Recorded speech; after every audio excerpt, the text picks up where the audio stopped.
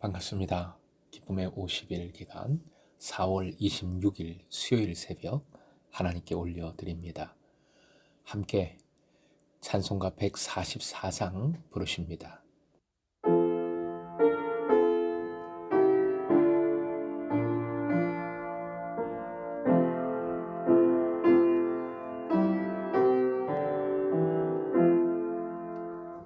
예수 나를 위하여 십자가를 질 때 세상 죄를 지시고 고쳐 당하셨네.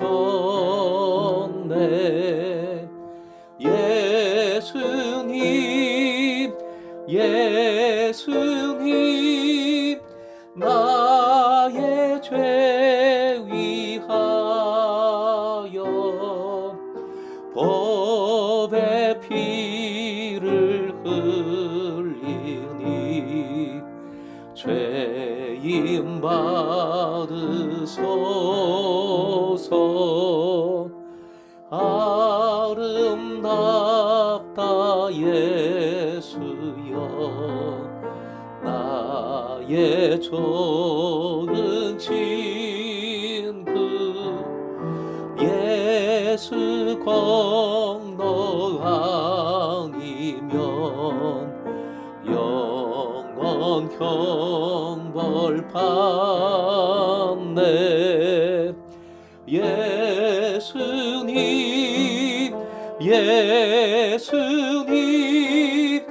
나의 죄 위하여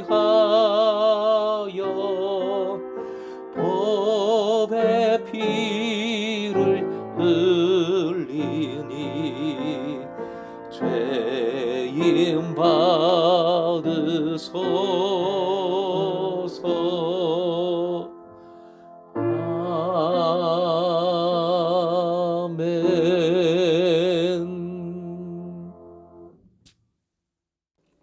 오늘 말씀은 로마서 5장 1절에서 8절, 로마서 5장 1절에서 8절까지의 말씀입니다.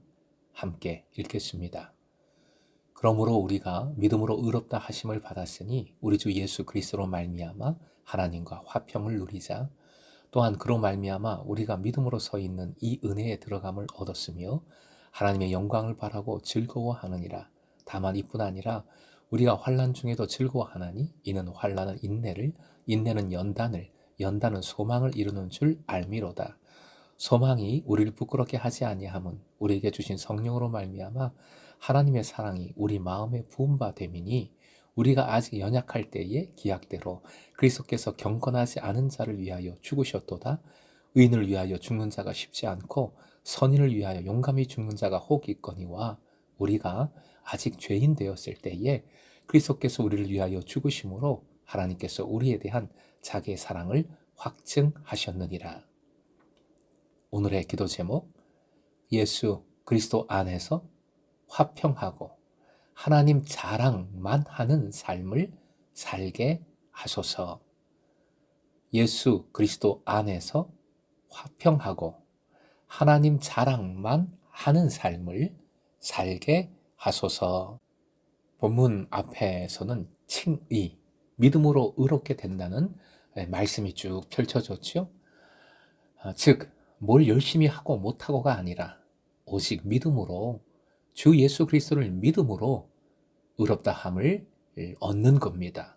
의롭게 여겨 주시는 것입니다.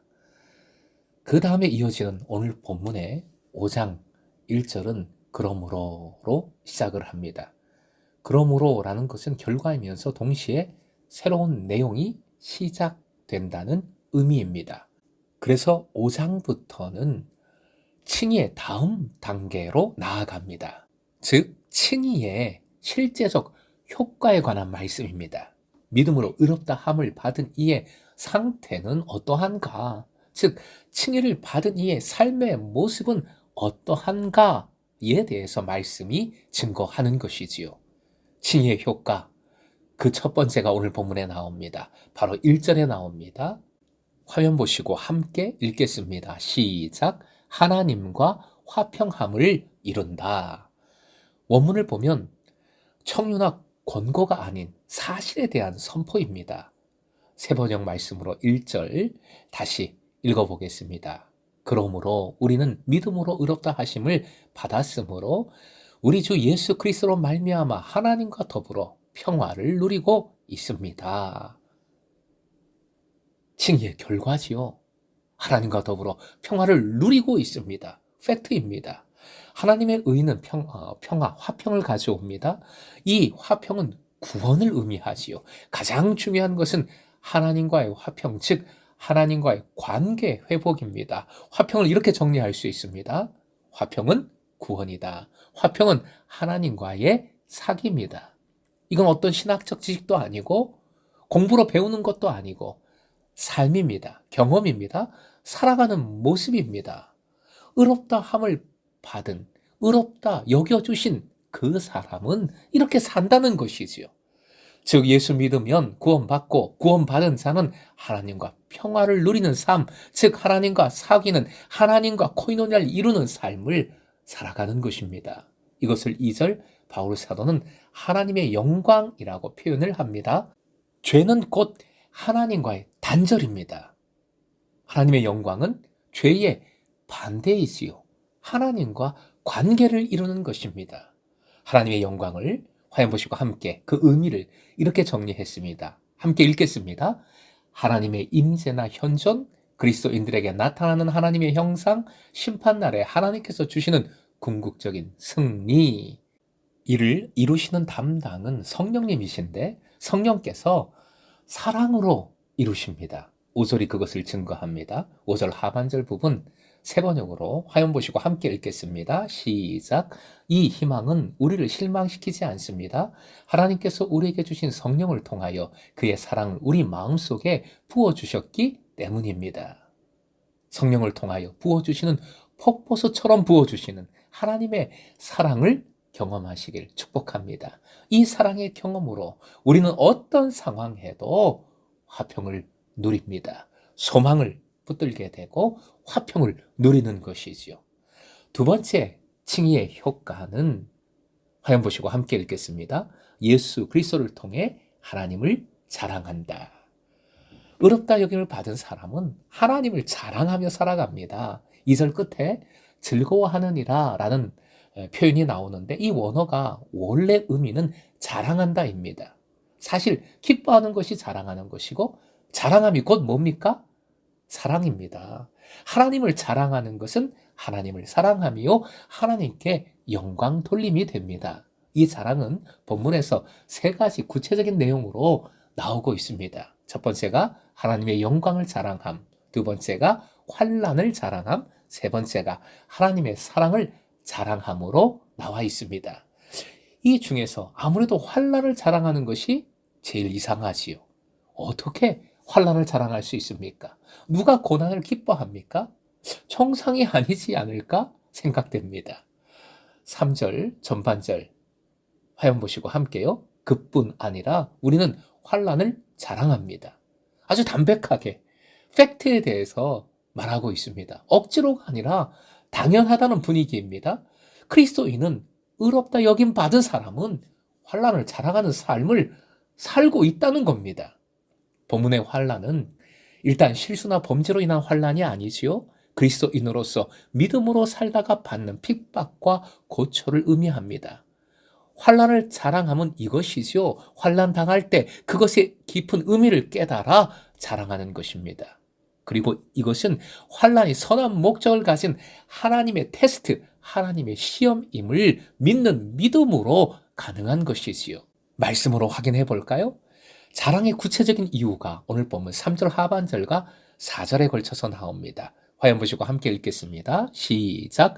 우리가 알기로 환난은 인내력을 낳고 인내력은 단련된 인격을 낳고 단련된 인격은 희망을 낳는 줄을 알고 있기 때문입니다. 쉬운 번역이지요. 인내는 굳셈, 견딤을 의미하고 연단은 인내로부터 생성된 훌륭한 인품을 뜻합니다. 훌륭한 인품은 성숙, 성화로서 그리스도의 형상, 하나님의 형상을 닮은 모습이죠. 주님의 형상으로 사는 것, 바로 여기에 소망이 있고 능력이 있는 줄로 믿습니다. 결국 환란을 자랑하는 삶의 근거는 오직 예수 그리스도이십니다. 우리가 아직 죄인 되었을 때에 그리스도께서 우리를 위하여 죽으심으로 하나님께서 우리에 대한 자기의 사랑을 확증하셨기 때문입니다. 예수 그리스도를 믿음으로 칭의를 받고 칭의를 받은 자는 예수 그리스도로 인하여 환난 중에도 하나님을 자랑하고 기뻐하고 사랑합니다. 사랑하는 금성의 제자 여러분, 나쁜 자랑에서 벗어나십시오. 내가 잘한 것, 잘 나갔던 것, 라떼이즈 호스라고 하시오. 내가 말이야 전에는 이런 얘기들, 내 자랑은 교만입니다. 결코 주님을 사랑할 수 없고 다른 일을 용납할 수 없습니다. 이 자랑은 한마디로 하나님 없는 마음, 성령께서 역사하시지 않으므로 소망 없는 삶이 됩니다. 그리스도인은 환난을 자랑합니다. 고난 중에 있다고 부끄러움을 마음에 담지 말고 예수 그리스도를 오직 담아내십시오. 그래서 약함도 못난 것도 오히려 다 드러내십시오. 그것이 진짜 자랑이고 주님을 믿고 사랑하는 것이며 지체를 주 안에서 믿고 신뢰하는 것입니다. 이것이 소그룹의 정신이지요. 사랑바로 모이는 이유입니다. 그래서 전 금성에 사랑하는 모든 교우들이 오히려 환란을 자랑하길 소망합니다. 우리는 예수 그리스도를 통하여 값없이 의롭다함을 받은 사람들입니다. 새로운 생명을 얻은 사람들입니다. 이 은혜를 받은 자답게 화평함을 누리고 하나님 자랑만 하는 삶을 살아가십시다. 성령 충만함으로 물 붓듯이 부어주시는 주님의 사랑을 꼭 붙들고 이 삶을 살아가고 살아내고 이 삶으로 주님 살아계심을, 주님 이 사랑을 증거하는 금성의 모든 제자 되시길 주님의 이름으로 축원드립니다.